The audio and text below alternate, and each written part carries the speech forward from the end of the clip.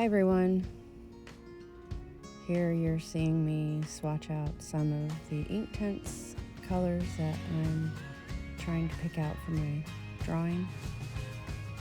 I only have about 18 of these, so I forgot which colors I had, so I'm trying to figure out which ones are best for my limited palette. So I don't have a lot of skin tone, so I just pick a couple of brown colors and I think a golden yellow. It's called sienna gold. And some reds and some grays and indigos.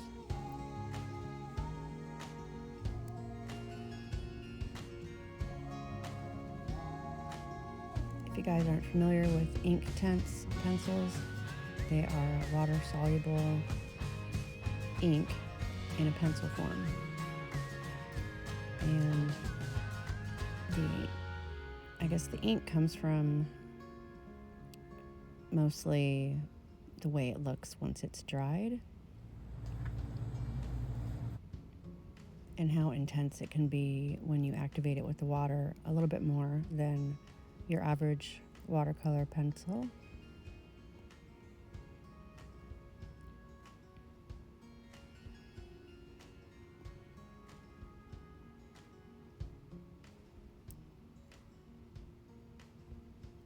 I don't believe these erase, so similar to ink, you're just going in straight and hopefully you're not making any mistakes.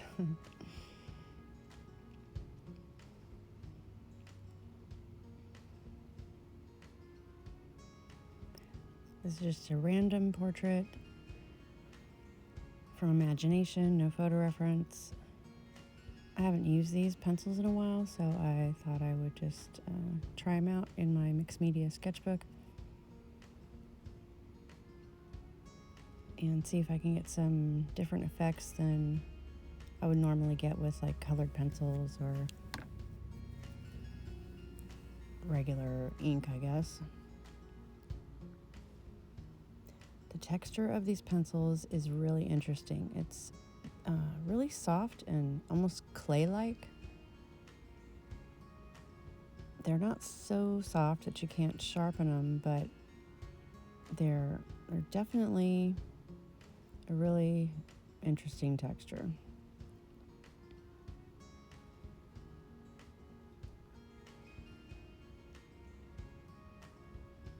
You can buy these open stock, I believe, and I kind of build my collection out of these because they're a lot of colors probably wouldn't use if I got the larger sets. So like I said, right now I only have about 18 of them, and looks like I'm going to need some more neutrals and portrait tones.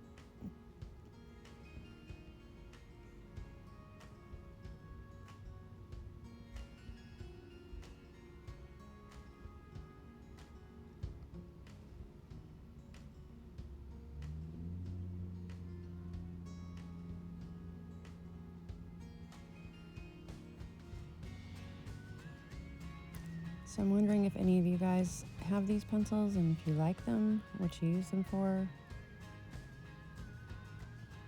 I've heard other people use them in fabric or quilting because they stain the fabric really well.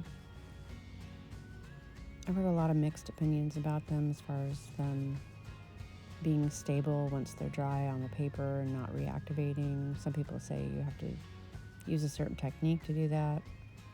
Other people say that it doesn't matter how they test them, they still reactivate. So I thought I would try a little bit of a different technique than what most people do with these pencils.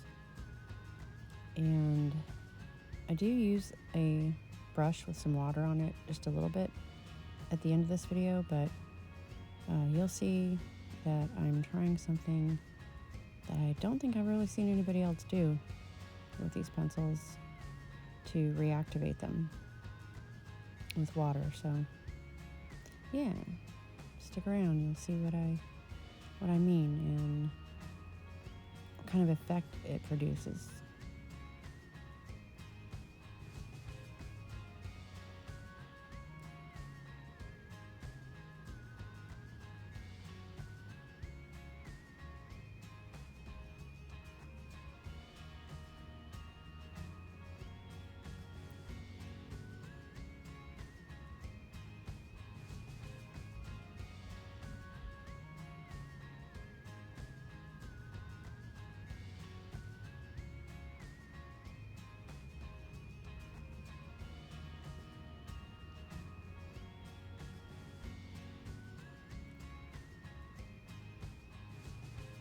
I originally got the Inktense blocks. They look like little pastel sticks.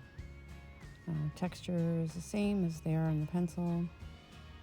I mean, the only way I can describe it really, especially when you're using the sticks, it's almost like chalk pastel and oil pastel had a baby, and that's the texture.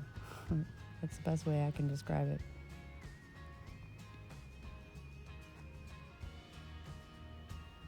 You can use a brush with water and dab it on the sticks while they're in the case, and you can kind of use it like watercolor that way.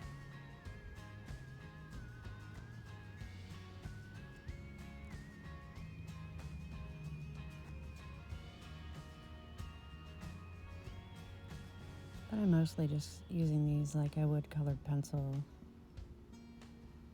in this drawing.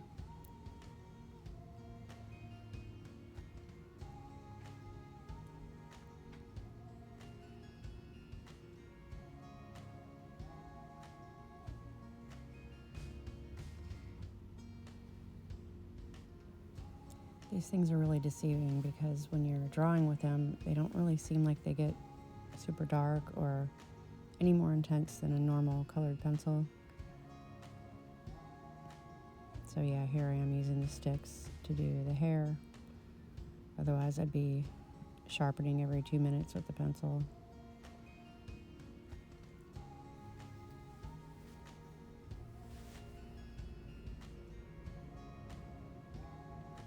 These also have pan sets similar to watercolors, and I've got one of those. I think they have like 2 or 3 different color family sets, and they call them like 1 and 2, so I'm not quite sure which one I have. I probably got the first one that came out.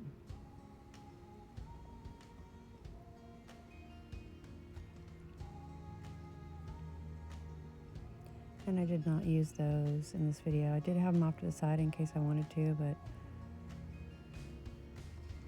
they can get really intense really fast, and if you add too much color, it does stain pretty good. You can wipe it up like you would with watercolor, but it doesn't lift super easily unless you're doing it like right when you wet it.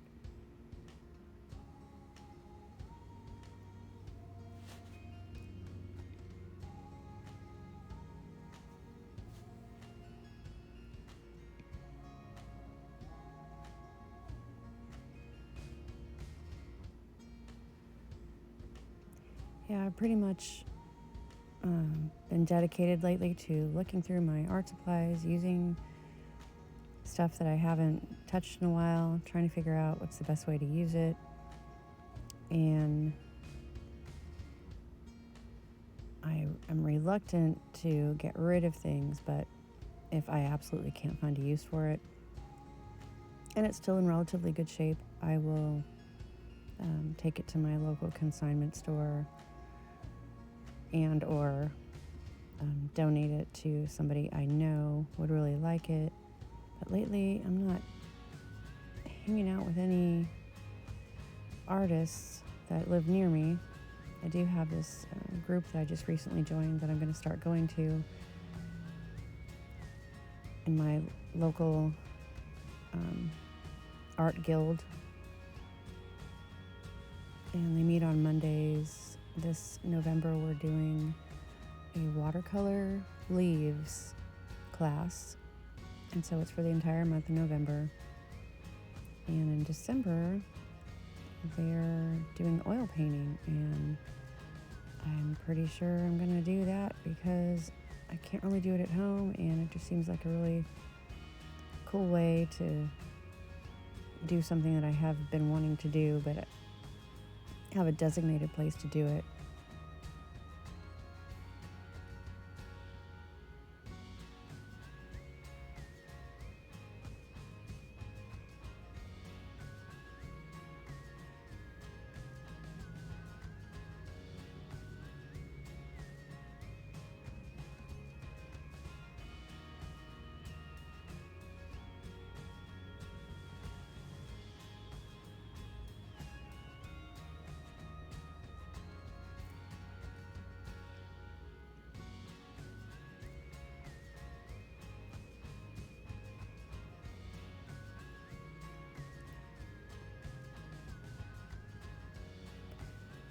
So yeah, I've got this little tiny water spritzer bottle, and I thought if I put a light layer of water on top of it, and it would diffuse the colors a little bit, and if I didn't put too much water, they won't run. I tried this once or twice before I filmed this, and in one of my trials, I put way too much water, and all the colors bled together, which might be a cool effect if that's what you're looking for, if you're doing different type of thing like a landscape or something, but yeah, it's not what I was going for with the portrait.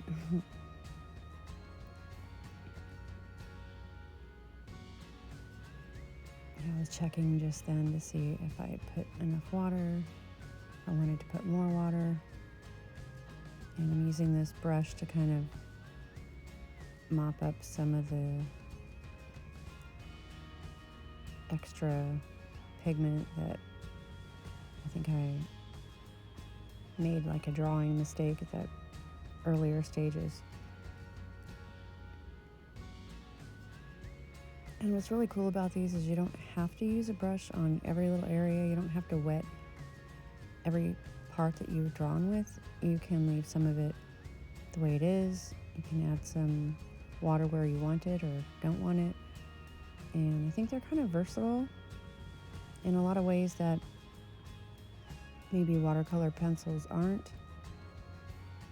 They do have a different texture than watercolor pencils, but I mean, you can use them similarly, but they do have some differences. And yeah, if you get a chance to try these out,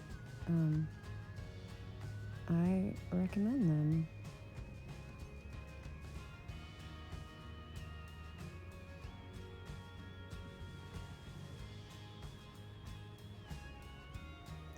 And I'm spraying some more water. Kind of wanted to saturate the hair a little bit more. It had a heavier application of pigment with that stick.